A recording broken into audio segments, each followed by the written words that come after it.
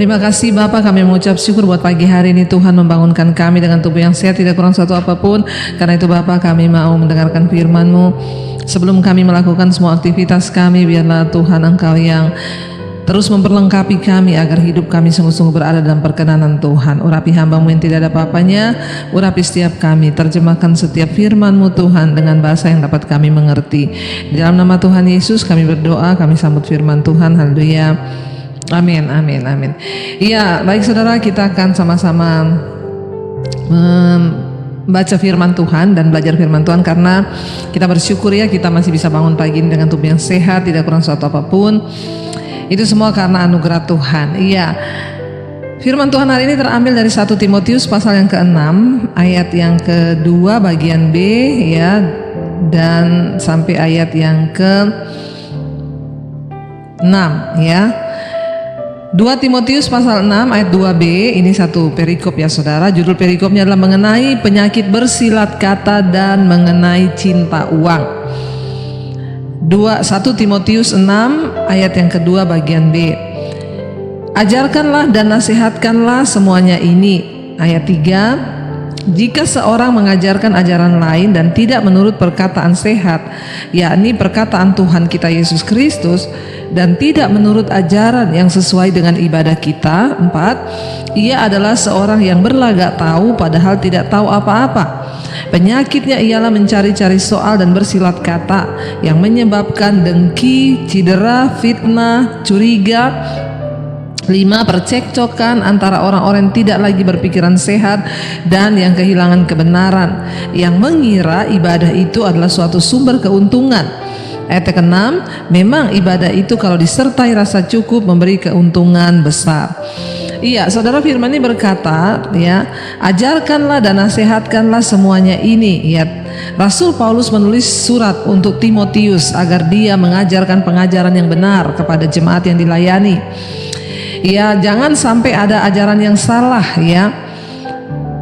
Ayat yang ketiga saya dikatakan, jika seorang mengajarkan ajaran lain dan tidak menurut perkataan sehat, yakni perkataan Tuhan kita Yesus Kristus ya, dan tidak menurut ajaran yang sesuai dengan ibadah kita, ia adalah seorang yang berlagak tahu padahal tidak tahu apa-apa.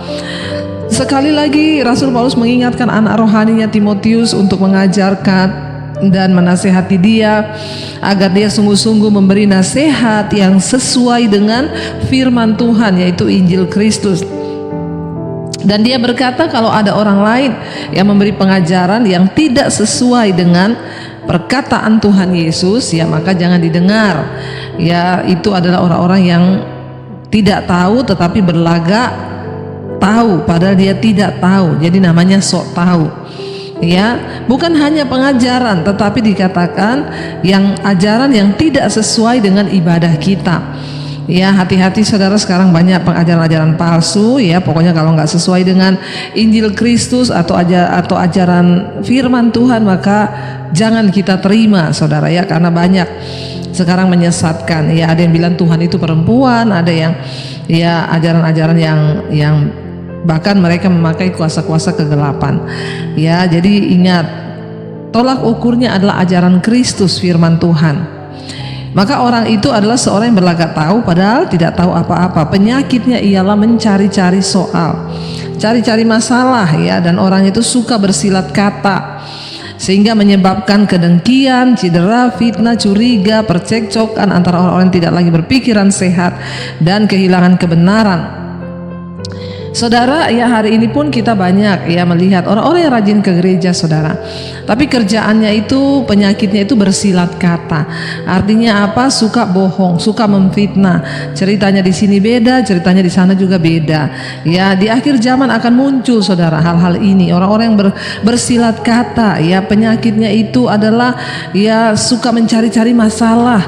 Kita harus punya kepekaan kalau ada orang datang lalu hanya membawa masalah dalam hidup kita, kita menceritakan kejelekan orang lain atau apapun juga, mari kita belajar untuk memprotek diri kita dengan firman Tuhan. Jangan semakin ditambahin saudara, apalagi orang-orang yang suka bersilat kata, ya, melakukan dan menceritakan hal-hal yang tidak benar.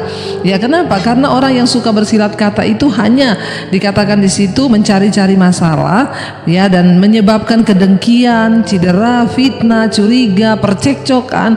Makanya banyak kehidupan orang Kristen itu yang masuk dalam ya sakit hati, difitnah, lalu cuma terputar-putar di masalah itu, percederaan, kedengkian, fitnah, curiga, percekcokan, ya, lalu akhirnya ya masuk di dalam gosip, sakit hati, iri hati, aduh. Dan ini banyak terjadi di dalam gereja. Kenapa? Karena ada orang-orang yang suka bersilat kata. Jadi sekarang kalau saudara dengar ada orang datang ngomong, kamu tahu nggak, dia tuh cerita, nggak usah didengar, langsung bilang aja nggak usah lah ya kita menceritakan sesuatu. Jangan ditambahi saudara. Sebagai anak Tuhan, orang percaya, mari kita hidup sungguh-sungguh dalam kebenaran firman Tuhan. Kita belajar untuk menjauhi fitnah, ya, tidak ada kedengkian, ya, bersilat kata atau hal-hal yang menambah ya perpecahan di dalam ya kehidupan kita. Hidup damai itu enak, hidup benar itu enak, ya, jangan ada pertikaian, ya, dan akhirnya kita berantem dengan semua orang, hidup kita jadi semakin tambah kacau, kita tidak akan pernah melihat anugerah dan juga mujizat Tuhan terjadi. Dikatakan di sana saudara, ya, ini menambah percekcokan di antara orang-orang yang tidak lagi berpikiran sehat dan kehilangan kebenaran. Orang itu kalau sudah kehilangan kebenaran, ya pikirannya jadi buntu. Akhirnya ya mereka dengan mereka yang ribut saudara, sukanya ribut, mencari-cari masalah, nggak ada masalah bikin masalah. Tapi kita yang mengerti firman, mari kita sungguh-sungguh menjaga hati kita. Hidup ini penuh dengan damai sejahtera. Kita menjalani hari ini dengan damai sejahtera, sukacita. Buang racun-racun itu, buang segala hal-hal yang tidak berkenan itu, penyakit-penyakit hati saudara, ya. Dikatakan di sini mereka itu orang-orang yang tidak berpikiran sehat, ya, dan kehilangan kebenaran, yang mengira ibadah itu adalah suatu sumber keuntungan, ya. Jadi kalau kita melihat di sini, ya, Timotius itu ya disuruh oleh Rasul Paulus untuk menjauhi orang-orang yang juga bahkan mereka mungkin berkhotbah, ya, tetapi mereka ya tidak melakukan apa yang mereka khotbahkan, sehingga menimbulkan perpecahan di dalam komunitas saudara. Ya, bahkan pemahamannya juga berbeda dari pemahaman Kristus. Dan kita melihat di sana bahwa yang harus kita kejar itu adalah pertumbuhan rohani saudara, agar kita ini selalu hidup menghormati Tuhan, dan kita harus memusatkan ya keinginan-keinginan Tuhan daripada kehendak kita sendiri saudara, ya, di dalam hidup ini. Bahkan ya kita melihat saudara bahwa ya di sini dikatakan jangan sampai kita menganggap ibadah itu, ya, mereka yang merasa mengira bahwa ibadah itu adalah sumber keuntungan.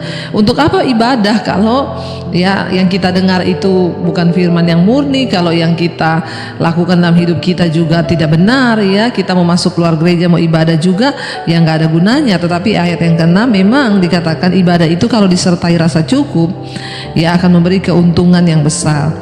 Jadi saudara, kita melihat di sini bahwa ya ketika kita ini memang datang beribadah ya karena sebuah kerinduan, dan kita merasa bahwa ya kita cukup bertemu dengan Tuhan dalam sebuah ibadah, kita datang dengan sikap hati yang benar, kita datang dengan hati yang murni untuk sungguh-sungguh mencari Tuhan dalam setiap ibadah-ibadah kita, maka itu akan membawa keuntungan yang besar. Tapi kalau ibadah itu hanya untuk perpecahan, percekcokan, ya datang ke ibadah juga cuma untuk ya saingan baju, penampilan dan lain sebagainya, bukan hal-hal rohani, maka itu tidak akan menambah ya kedewasaan iman kita. Karena itu saudara, hari ini biarlah kita mau sungguh-sungguh terus ya mencari perkenanan Tuhan, buang semua hal yang tidak berkenan. Ya, jangan jadi orang yang suka bersilat kata. Kita belajar dalam keluarga, ya, kita keluarga dan keluarga besar kita, jangan saudara menjadi orang yang membawa perpecahan. Jaga mulut kita agar kita tidak kena dengan ya penyakit-penyakit yang dapat membawa kita kepada kebinasaan, penyakit-penyakit rohani yang hanya membawa hidup kita jauh dari perkenanan Tuhan, yang ada perpecahan dan permusuhan.